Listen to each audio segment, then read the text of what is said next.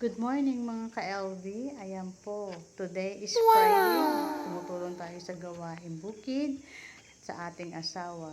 Yan. Good Para job. po kahit paano ay makamenos siya sa kanyang gawain. Ayan, bilang hindi lang asawa isang asawa, tumutulong po tayo sa gawaing bukid para po makamenos.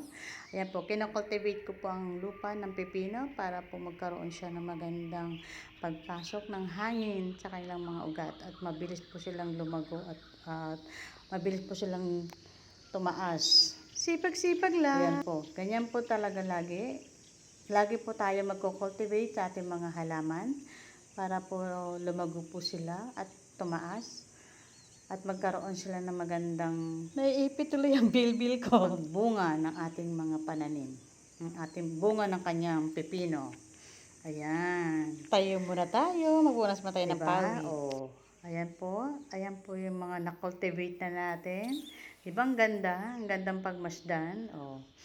Ayan po yung na-cultivate ko kahapon. So, kinontinue ko lang po ngayon.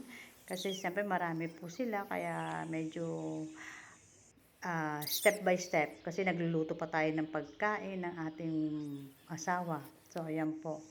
Ayan po yung na-cultivate. Ayan na po ang natapos ko ngayon. Di ba ang ganda pong tignan? Wow! Cultivate po ang ating mga pananim. Ayan siya. Ayan po. Sipagan lang Ayan. natin. Gawain Pagdating ng bukid oras, makakamit natin ang ating para tagumpay. po Konting matuto tiis, tayo konting sipag. na tumulong Meron sa tayong ating nilalaman. asawa. Ayan Thank you po. for watching. Thank you for watching, mga ka-LV.